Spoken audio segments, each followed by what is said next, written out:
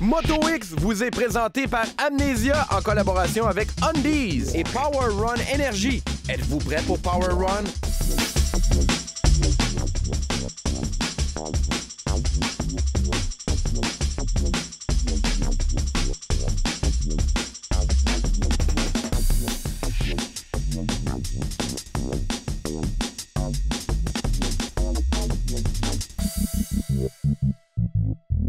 Salut tout le monde et bienvenue à MotoX. J'espère que vous avez passé une belle semaine aujourd'hui. Tout qu'un show pour vous.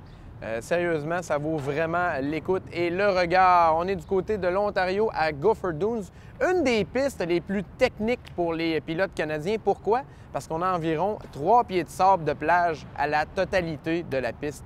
Donc, ça demande beaucoup, mais beaucoup de dextérité et beaucoup d'attention de la part des pilotes. Donc, ça va nous donner un bon spectacle aujourd'hui à MotoX.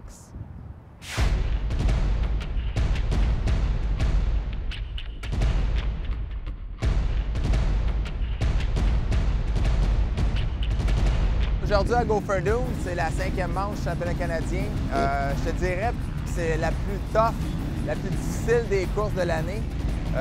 Dû au circuit, le circuit c'est un circuit de sable qui vient totalement défait à la fin de la journée. C'est bien physique pour les riders. Les coureurs qui ne sont pas en bonne forme physique vont trouver ça encore plus difficile. Puis comme je disais, le circuit qui va être vraiment défoncé total, ça rend une course bien physique. Puis il y a un peu moins d'air la façon que le circuit est placé entre les arbres, les côtes. C'est bien tough, c'est super tough les riders.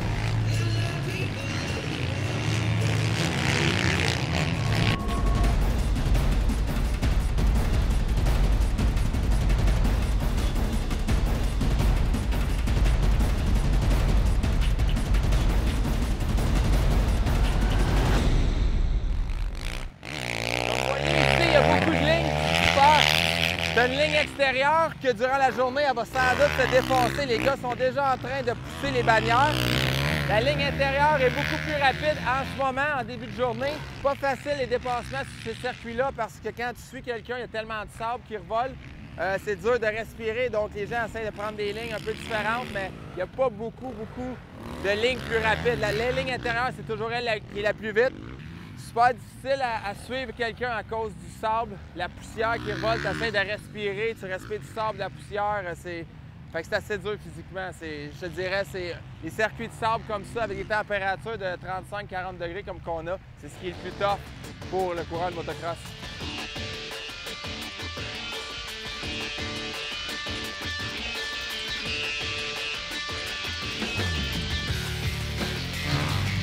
Ici, on est devant un des sauts, un des rares du circuit. Comme vous voyez, il y a beaucoup de lignes différentes, tout dépendant quelle ligne que tu utilises dans la courbe d'avant. Si le coureur utilise la ligne extérieure de la courbe avant, il va arriver vers l'extérieur du saut. La même chose durant la journée, le saut va changer, il va y avoir beaucoup plus de trous à l'intérieur devant le saut. Et puis, ça, c'est un obstacle qui est assez apprécié des coureurs dans des journées comme ça. Ça paraît un peu simple pour vous autres, les spectateurs, mais le temps qu'on est dans les airs, ça nous donne un temps de répit. Prendre une bonne respiration, ouvrir les mains, laisser un peu le corps le relaxer, même si c'est seulement qu'une seconde et demie dans les airs. Donc, c'est un des plus gros sauts. Il y a ce saut-là, puis il y a le saut d'arrivée, qui est les deux plus gros sauts de la journée. Donc, je pense que les gars vont apprécier. À chaque fois qu'ils arrivent devant le saut, ils apprécient pour prendre un petit moment de répit. Aujourd'hui, à MX1, le coureur Kawasaki Metcalfe, qui est un Australien. Et écoute, sans contester, le coureur le plus rapide. C'est lui qui mène la série, c'est lui qui mène le championnat en ce moment. Donc, il est sur une bonne avance sur tout le monde. Puis, il a beaucoup d'expérience. Donc, il va être à surveiller. Dusty Klatt, coureur chez KTM, qui est de retour après 8 mois d'absence. Il était blessé au genou en début d'année, en janvier. Donc, c'est tout un test ultime pour lui aujourd'hui de commencer à la course la plus difficile physiquement de l'année. Il dit que son physique est en bonne forme physique, donc on va le voir, ça va être le test, comme je disais. Puis on a un nouveau venu chez KTM, Cole Thompson. C'est un Canadien qui participe à tous les événements américains depuis un tout jeune âge. Il vient faire quelques courses au Canada, mais c'est très rare, donc on est chanceux de l'avoir avec nous aujourd'hui. D'après moi, il va chauffer les fesses un peu à Metcalfe. Et puis les deux frères Medaglia, Tyler qui est chez nous chez KTM, Jérémy qui est chez Yamaha. C'est des bons coureurs canadiens, puis écoute, on va souhaiter qu'ils roulent en avant. en saison 2013 et ça roule bien. Je suis 3e dans les points après 4 fins de semaine. Et oui, j'ai très contente avec le 4e et toute l'équipe ici. C'est bon. Ça va être belle. La sable est beaucoup de fun. Faites les berms et je peux aller très vite et je veux gagner. 2008, c'était j'ai gagné mon première fois ici et je veux gagner encore. Écoute, c'est sûr, pour savoir qui va gagner aujourd'hui, c'est un peu difficile. Moi, je vais mettre mes œufs dans le panier de KTM. On a 3 bons coureurs là, qui ont des bonnes chances. Mais comme je te dis, Metcalf, qui est le meneur de la série, il a un avantage psychologique. Il arrive, il est moins stressé, il a beaucoup de points à l'avance. C'est ça qui est le plaisir des courses de motocross. Tu sais jamais jusqu'à temps que le finish line, le drapeau du finish line sorte, tu peux pas dire qui va gagner. Mais ça va être une bonne journée, ça va être intéressant. Les jeunes vont avoir chaud. Cette capsule vous est présentée par Parts Canada, distributeur des produits Thor. Aujourd'hui, on parle de protection des vertèbres, protection de notre cou. C'est le soutien de notre tête, la chose la plus importante. Alex, parle-nous de ça. Alors, Babu, ça arrive en motocross qu'on tombe, donc vraiment, c'est important de pouvoir protéger le cou. Alors ici, on a un attelle qui vient protéger les vertèbres du pilote. Alors c'est quelque chose qui est arrivé vers la fin des années 90, début des années 2000, qui vient vraiment répartir les charges d'impact sur le pilote.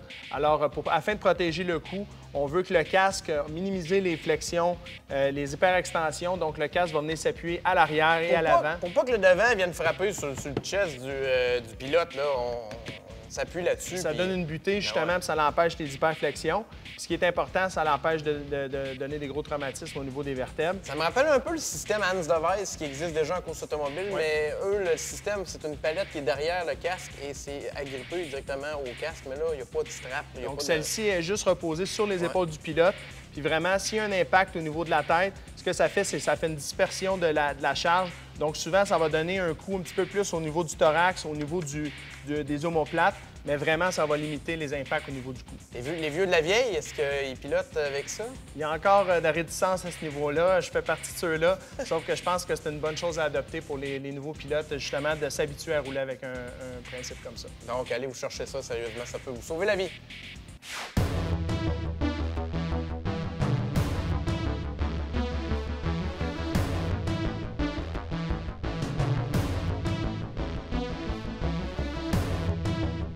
I think my season so far has been great. Halfway through leading the points, but just really enjoyed it, riding for the leading edge Monster Kawasaki team. It's been a good experience so far. You know, I'm loving the tracks, the people, the whole racing, so it's been really cool. And it's hot today, so it's going to be a tough day to get through. I think it's around 40 degrees, so it's going to be a challenge just to get through the 2 motos. But I'm looking forward to it. Like I said, I love riding in the sand, so just hopefully be able to have fun. You have to have fun in the sand, otherwise you just wear yourself out and it makes it more difficult, so just got to enjoy it. I've raced the GPs, Australia, US, and now here, and no matter where you race in the world, there's always a certain level of rider that is just really good, you know, and there's always, from what I've known, there's always 2 or 3 guys up in Canada that can compete in the US, no problem. I can't complain about winning.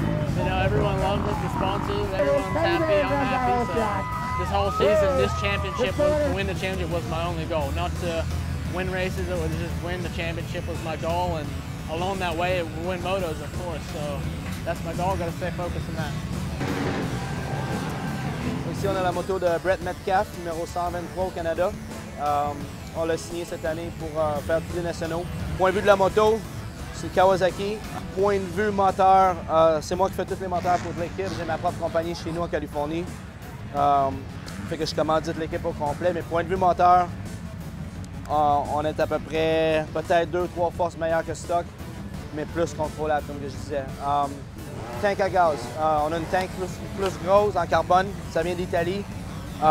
Ici, tout le monde, ils ont de la misère avec les tanks à gaz sont trop petites.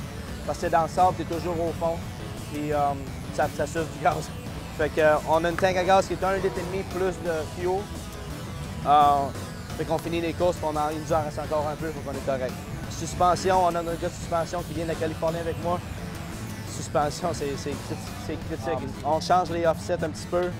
Avec les triple clamps, tu peux changer le shaft, on peut le virer de bord, puis ça te donne un offset de 21 ou 23 mm. Pour dans le sable, tu veux l'avoir un petit peu plus gros. Tu veux descendre tes fourches. Pour dans le sable, tu vas avoir un bike qui est plus chopper.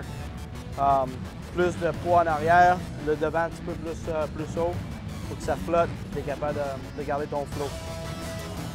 Terre en avant. Beaucoup de monde vont mettre des terres à sable. C'est plus une préférence de coureur, mais la plupart des pros, ils utilisent un terre à dur. En arrière, c'est sûr, ça prend une paddle. Ça prend la traction. Fait que c'est à peu près ça pour la Kawasaki 450 de Brett.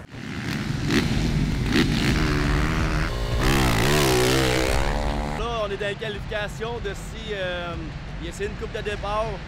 On va aussi regarder pour les ajustements de suspension parce que la track, c'est une track qui vient rough vite.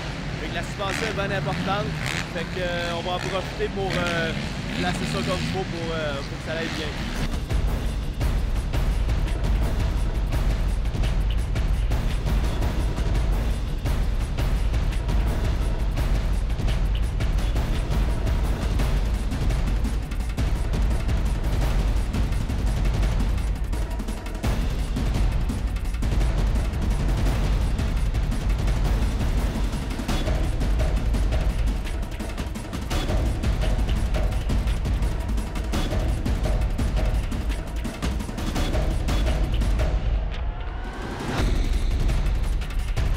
Ça va pas se faire. On essaie quelque chose avec nos fourches en avant un petit peu plus dur. Puis à part de ça, Teddy est en première position. Brett est quatrième, fait que là, ça va faire un dernier tour. Il reste 5 minutes. Il reste 5 minutes pour on est fini. Non, on est correct. 1 et 4, ça va bien.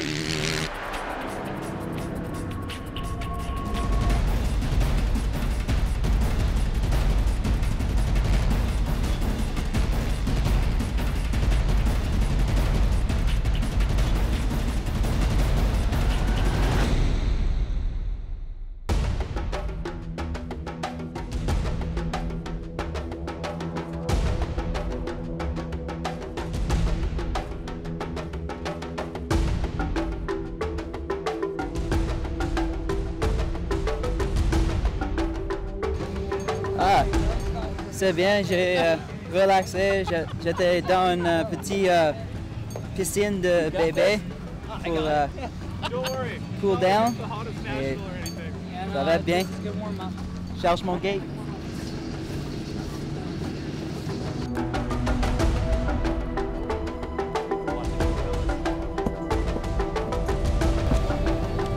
Les coureurs en ce moment sont un peu sur les gros nerfs. Il reste 30 secondes avant il reste une minute après avant le départ. Tout le monde a tout préparé le piste, le ligne de départ, ils ont tout tapé ça. Ils ont eu un parade lap, un tour de reconnaissance pour aller voir vraiment choisir le ligne de course. En ce moment, les coureurs ils essaient de tenir à l'ombre un peu avec les parasols. Et puis dans le tête, ils s'imaginent quelle ligne ils vont prendre s'ils ont un haut shot, s'ils ont le départ. S'ils ont un mauvais départ, ben, quelle ligne ils vont choisir. Donc, il y a quelque chose.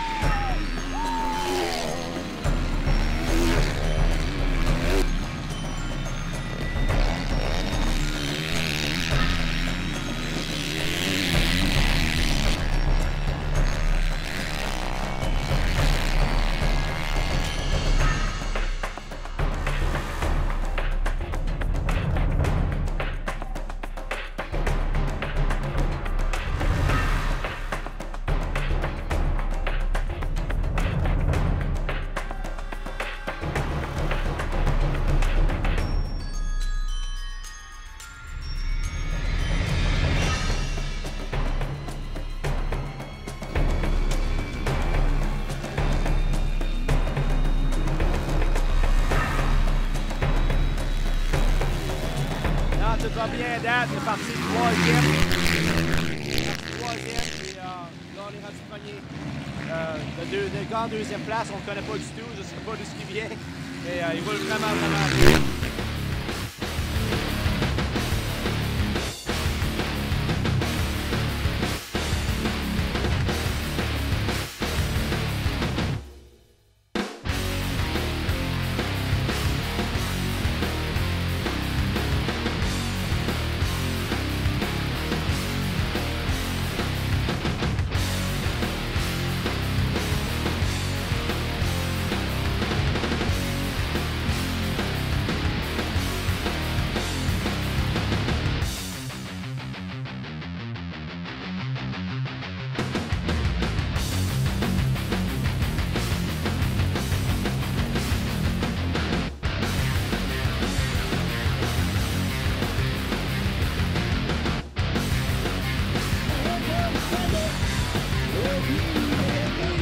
C'est tombé chaud.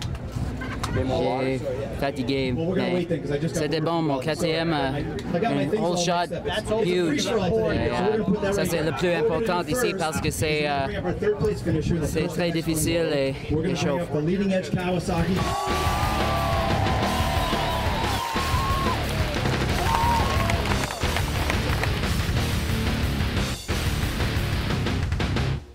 Cette capsule vous est présentée par la Fédération québécoise des motos en route. De retour à Moto X, merci d'être là aujourd'hui. Olivier est avec nous. Olivier, depuis une couple d'années, moi, au PlayStation, je suis vraiment solide, là, motocross, expert total. J'écoute Moto X, je l'anime depuis quelques années. Qu'est-ce qui fait en sorte que je peux être prêt à faire de la compétition, mais de la vraie? Bien, premièrement, il faut de la pratique. Ça ne s'achète pas de la pratique. Il faut faire des tours de piste. Ça, c'est la base. Après ça, s'informer. Il y a plein d'associations. Allez sur le site de la FIMHR. Puis on va aller voir les différentes associations de compétition qu'il y a. Les appeler, savoir qu'est-ce que ça prend comme équipement, qu'est-ce que ça prend comme moto, qu'est-ce que ça prend comme expérience avant d'arriver aux courses la première fois. Quels sont les coûts aussi, c'est important. La première fois, tu vas avoir la sienne, ça doit être hallucinant. Pareil, écoute, là. Ah, ben oui, c'est sûr que moins on est préparé, plus ça va être épeurant aussi. Il y a plein de coureurs sur le site de la formation aussi. C'est important, ces gars-là ont l'expérience. Donc, on peut vraiment se servir de leur expérience. Ils vont vraiment nous mettre en plus de situation. Parce que c'est pas facile, en général, les circuits sont plus endommagés que lors de la pratique.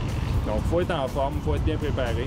Mais la meilleure chose, c'est peut-être d'aller voir le premier coup, choisir les bonnes courses, appeler l'association, avoir les bonnes informations. Puis déjà là, le niveau de stress va descendre un peu. Fait que là, tu es en train de me dire que même si je suis bon au PlayStation, ça veut pas dire que je vais être bon sur la track. C'est comme n'importe quel sport, c'est pas mal plus facile à regarder qu'à faire. C'est sûr. Merci, Olivier.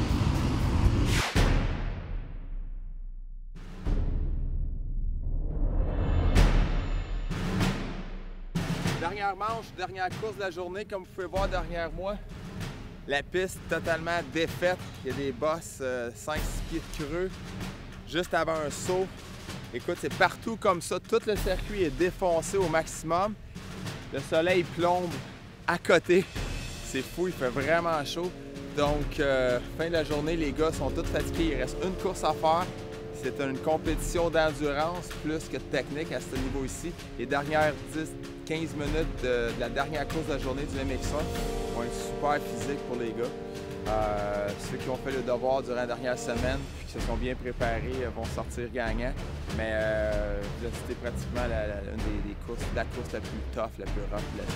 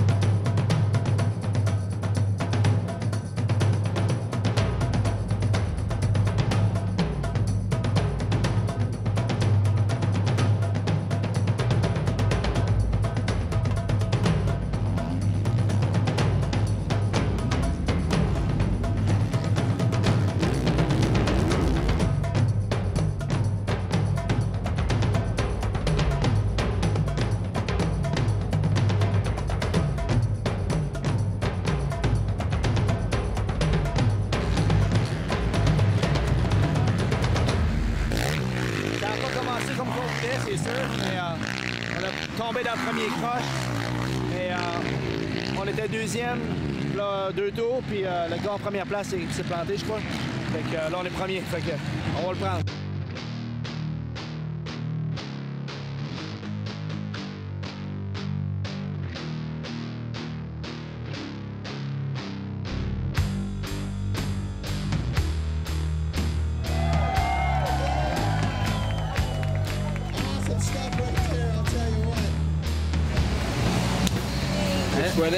C'est du l'eau ou c'est du la... Non, c'est l'eau et la sweat. J'étais fini. Fini. Ouais, c'était tough pour les gars, là. C'était vraiment rough, là. Puis je pense que les gars ont donné une bonne... 35 heures. Le jeune, il a chaud un peu, là. Merci d'avoir été des nôtres cette semaine à Moto X. La semaine prochaine, on passe de Gopher à Sandley, encore une fois du côté de l'Ontario, dans le cadre du championnat national de motocross. Si vous voulez nous rejoindre, c'est pas compliqué, Facebook de Moto X ou encore via le rds.ca. Bonne semaine! Moto X vous a été présenté par Parts Canada, distributeur des produits Thor, et Yamaha, ça déménage autrement.